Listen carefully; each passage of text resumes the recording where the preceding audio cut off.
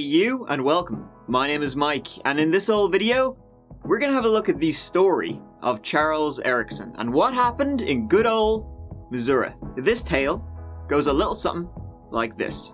Ever had a dream that you want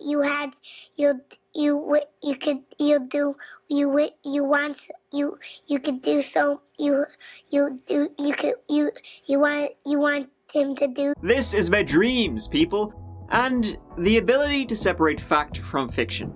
And what happens if you place yourself somewhere you never were, and the police take your imaginings as proof. Let's get into it.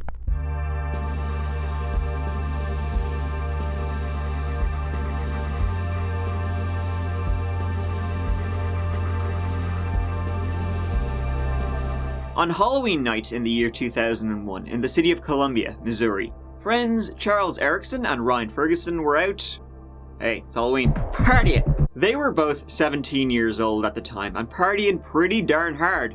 Rock on. It's Halloween, sure, you gotta have a gaff party. At this house party there was alcohol, and well, more than just alcohol. It eventually got to the point where the police had to come in and break up this underage shindig.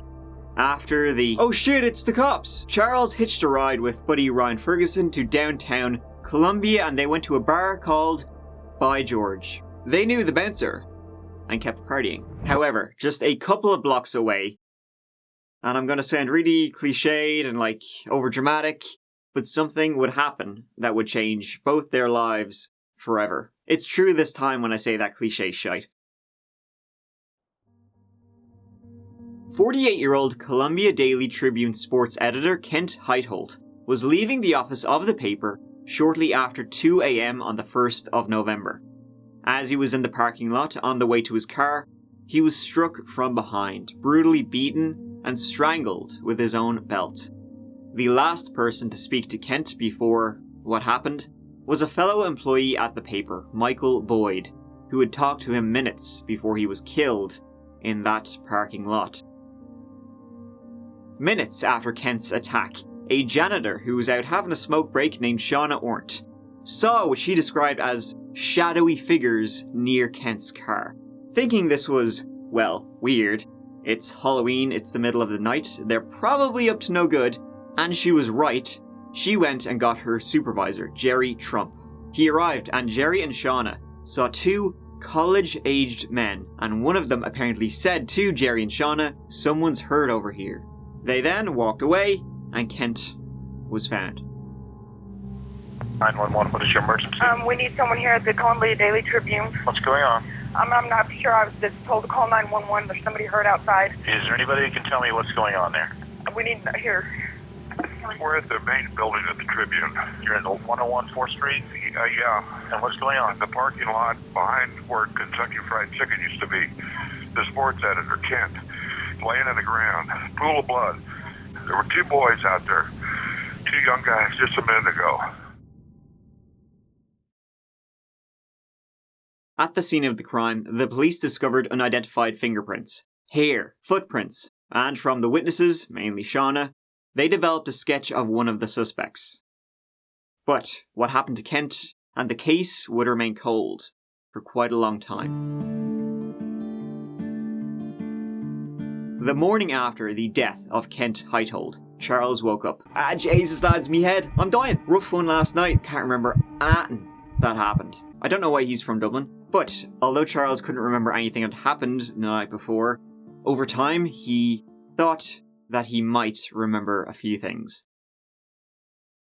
2 years later, an article came out about the unsolved murder of Kent Heitholt by the Columbia Daily Tribune, still unsolved by 2003. Charles Erickson read the article and started to become concerned. He couldn't remember anything of that night. He knew he was in the area, he was around that area in the middle of downtown Columbia, and when he saw the sketch, he thought, holy shit, that looks like me. Did he black out and do something horrific? That night he had been drinking, but also taking Adderall and cocaine. Mixing all that stuff, it's a bad idea, like real bad idea, but more so for your own body. But Charles was worried that, blacking out and all those chemicals in his body might have caused him to do something bad. Again, this was 2 years ago from this time, so everything was pretty hazy. But these things would cause Charles to obsess and get so paranoid about what happened to Kent and what Charles could possibly have done that night. In January 2004, Charles spoke to the person he was with that night, his friend Ryan Ferguson, fearing that maybe they were both involved and that he might be repressing memories of what happened. However, Ryan was adamant that they had nothing to do with it. See, Ryan, he remembered everything that happened that night. He was driving, probably had a few drinks, but he wasn't too bad. And he also had proof of, where he was. And he knew they were both at home. But that wouldn't matter when we get into what we're going to get into. Charles then had a dream. A dream in which he and Ryan were involved and responsible for the death of Kent Heitholt. And he began telling friends about this dream, which was a big mistake. One of the people Charles told this to would eventually call Crime Stoppers, leading police to both Charles and Ryan. Police took their fingerprints, as they had ones from the scene of the crime, however they were both ruled out. No match. However, Charles' paranoia, fears, and how he discussed his dream with friends would lead him to an interrogation room. And this is when the shit hits the fan, my friends. On March 10th, 2004, the dream becomes reality. Now, in the police force, like in most professions, you got your good apples and your bad apples. In the police, the few bad apples tend to kind of spoil the reputation a lot, and there's a lot of great police officers out there and a lot of ones who just want to help people, want to make the world a better place, want to help their community, want to do the right thing. This guy was not one of those people. I wanted to start off by just telling you a little bit about what I've learned, and that is that the officers they've gone to Kansas City and they've gotten in touch with Ryan. And to make a long story short, Ryan is saying, I don't know anything, wasn't there, I don't know what Chuck's talking about, he's crazy. If it happened, if it went down the way he said, he obviously did it himself. And pretty much that's what's happened. Now, I don't know. I think Detective Short probably explained to you earlier when you visited with him that, pretty much Ryan's story could come out in any form or fashion. I don't know specifically what he told you. Yeah. But, Ryan could say anything from that was his entire idea to I wasn't there, have no idea what he's talking about. Man, the guy must be flipped out, to, well, hey, I was there, but I didn't know we were going to do anything like that. And first thing I know, Chuck's over there beating up on some guy.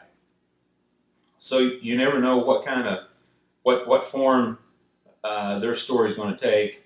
And certainly from what you've explained to us, it's bottom line not true. Now, with that, here comes the importance of our conversation, and that is to go back from the very beginning to the point that it was even merely suggested that you guys leave. I don't know. I don't even. It's just so foggy. I could just be sitting here fabricating all of it and not know. I don't know. I don't.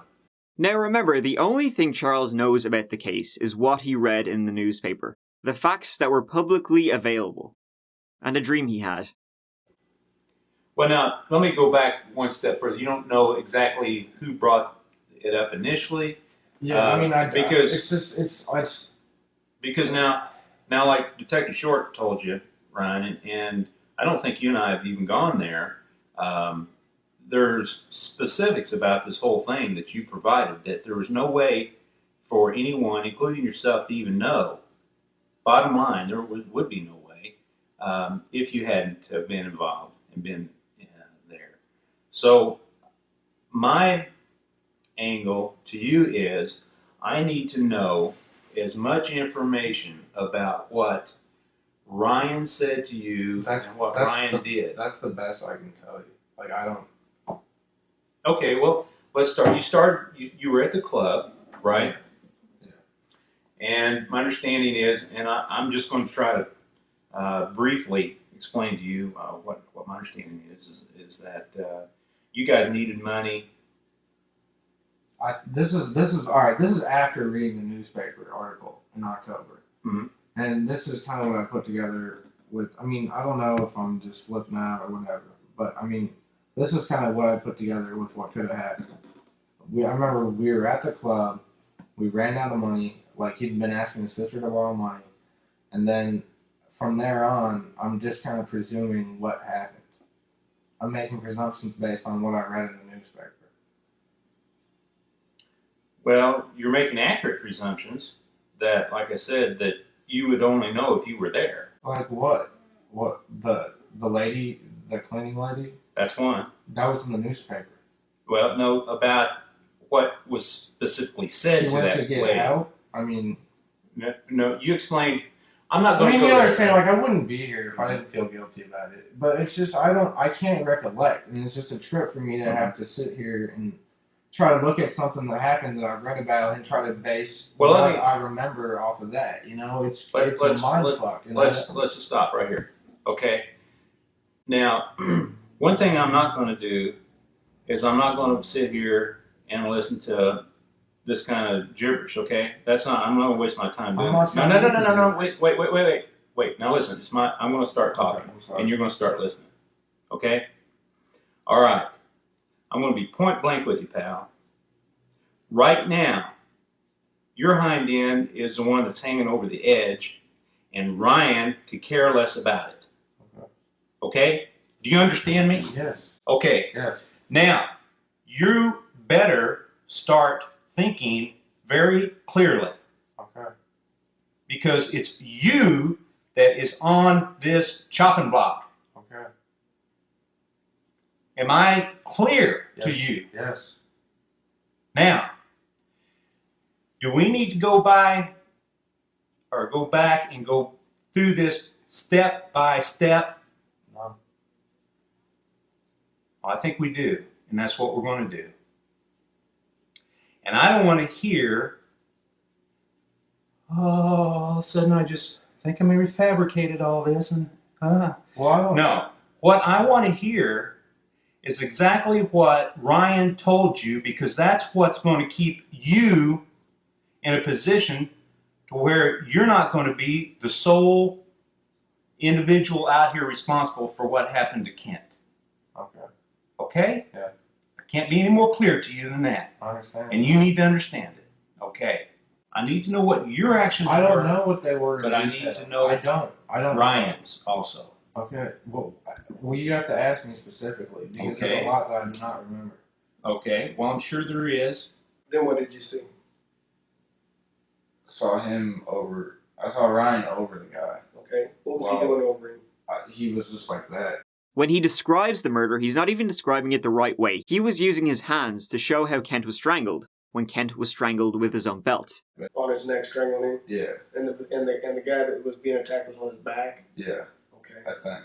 So that night, when you see Ryan choking out, do you think that Ryan was choking to make sure he was dead? Yeah. Yeah. Did he say that, or is that just you thinking that? That's what I think. Okay. All right. Let's go back to when you were talking about how you saw Ryan strangle this guy.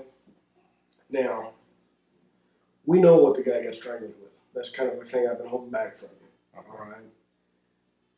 Is it possible that you know what he was strangled with and just didn't want to tell me? Because I know. No, like, I think it was a shirt or something. Okay, well, I know it wasn't a shirt. Like, maybe a bungee cord or something from his car. I don't see why he'd have a rope in his car. Well, we know for a fact that his belt was ripped off of his pants and he was strangled with his belt. Really? Yeah. Do you see a belt in Ryan's hand? Something look like a rope maybe or a bungee cord? I don't know. Okay. You didn't put anything in your hand then? No. Okay. I mean, I don't even remember that at all. Okay. I got to impress this upon you one more time. And this is the last time I'm going to tell you this, Chuck, okay? Yeah, I know. Ryan's going to talk. Don't let Ryan tell a story for you.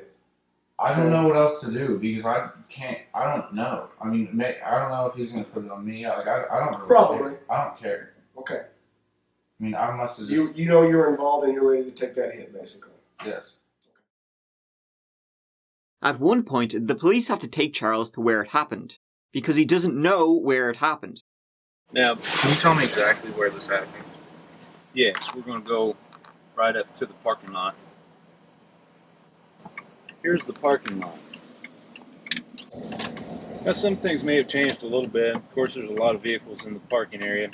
But you see where this Jeep is at right up here? This kind of a beige-colored Jeep with a black roof. That is the parking spot where Mr. Heitholt had his car parked. Looking at this area, does this look familiar to you? And the door being right here, loading dock area. Charles Erickson and Ryan Ferguson were then arrested for murder. Leading up to the trial, this was, no matter the facts, a slam dunk for the prosecution. Because they manipulated the facts, Jerry Trump, one of the witnesses, who on that night could not identify who the suspects were, was suddenly able to identify Ryan and Charles. He said that while he was in prison on an unrelated charge after the death of Kent, his wife sent him a newspaper article with pictures of both Ryan and Charles, and he was able to identify them as the people he saw that night. His wife would later say she never sent him anything like this in prison. Shauna Ornt, the other witness, was also never able to identify Ryan and Charles. While Charles was in custody, prosecutor Kevin Crane lied to Charles, saying Ryan Ferguson was going to take a plea deal and screw Charles over into a longer sentence, or even, possibly, the death penalty. Feeling the heat, and, well, after that shitty interrogation, Charles took a plea bargain and was given a 25-year sentence for second-degree murder, in return for his testimony implicating Ryan Ferguson. Ryan was never going to testify against Charles. As I said, he knew exactly what happened that night and he knew what they didn't do. But Charles, well rehearsed by the time it came to take the stand, crucified them both. Now, they both couldn't have done it. There's no need to go over that, spoon-fed interrogation again, but there's many other things that point to their innocentness. No DNA, fingerprints, any evidence suggests they were responsible. Ryan's car was searched. Both their homes were searched. No blood, no DNA. After a violent crime, no nothing. A hair not belonging to Kent was found at the crime scene. Didn't match either Ryan or Charles. The shoe prints found, the size didn't match. Witnesses never saw them. Ryan and Charles left the bar, the By George, shortly after 1 a.m. The bar closes at 1:30 a.m. Ryan called his sister from the parking lot of the By George at 1:18 a.m. This call has been verified through cell phone records. He then drove Charles home, which was about a 10-minute drive from the bar. After that, Ryan drove himself home. Once he arrived home, he made a few calls on his cell phone again. These calls, again verified, started at 1:41 a.m. and ended with his last call at 2:09 a.m. Ryan then went to bed. Kent was killed at 2:20 a.m. The prosecution withheld a lot of information from the defense, which are Brady violations. But it didn't matter. Ryan Ferguson was sentenced to 40 years in prison, Charles, 25 years.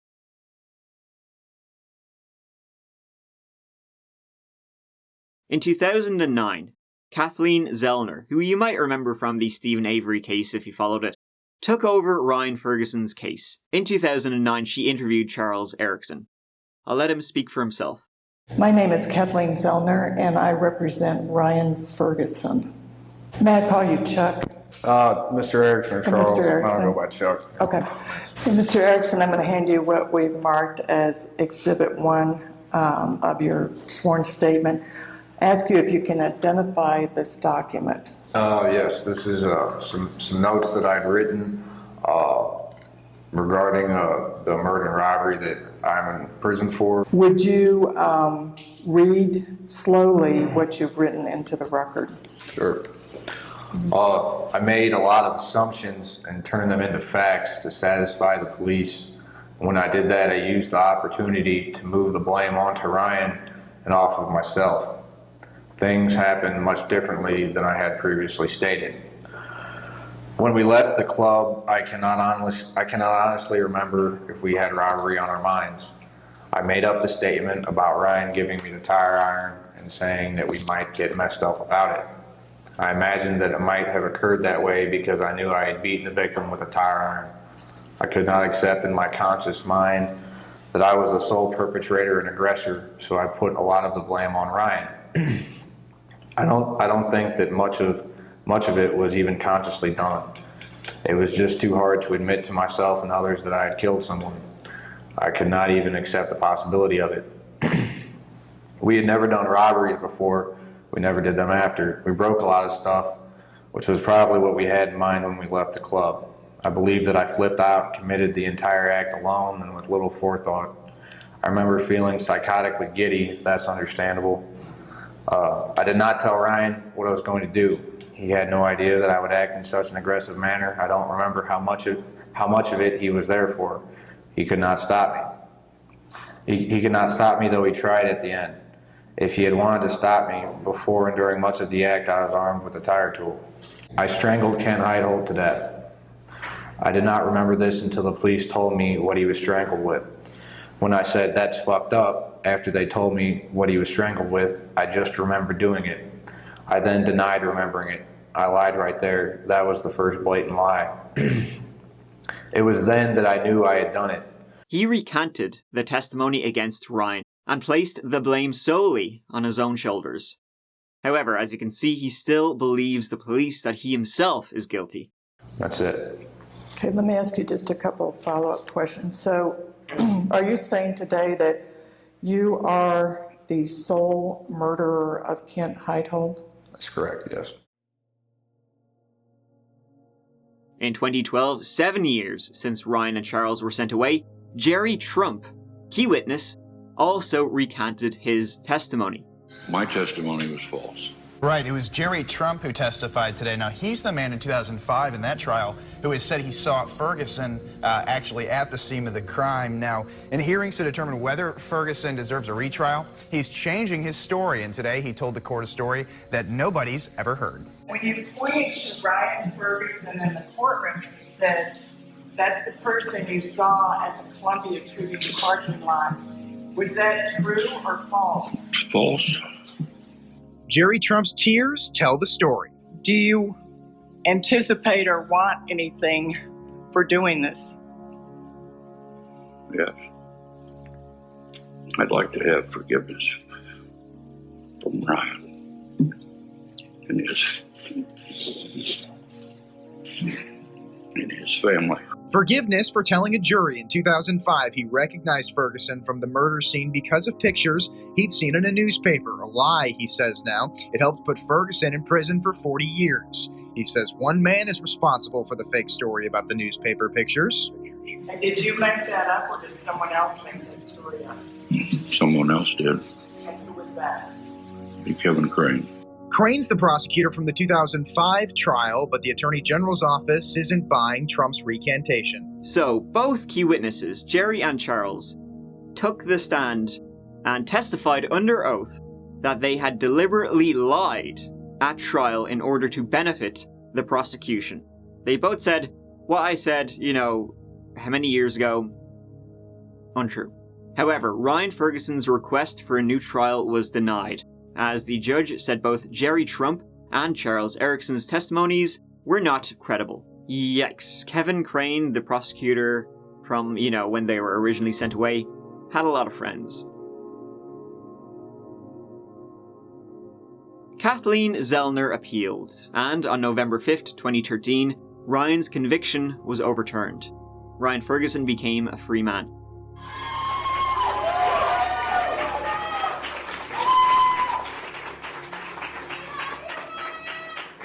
Thank you.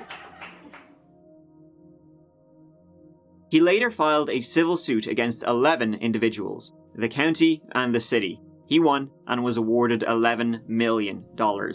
This helps people in the future, people who are wrongfully incarcerated. We believe that this ruling will help them get the money that they deserve when they get out of prison for crimes that they did not commit. Because this shouldn't happen to anyone, but $1 million basically baseline for the years that are stolen from them is necessary. And thanks to Kathleen, I think that they have a lot better chance of getting that in the future.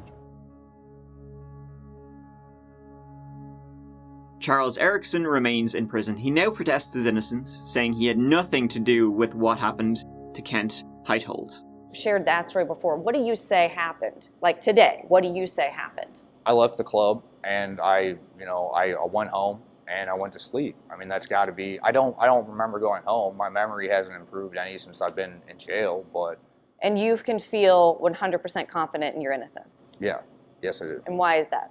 Because there are other people's bloody fingerprints there. That to me is the most like conclusive you can get. Yeah. So in that round, you said it was just me. In 2009, I said that.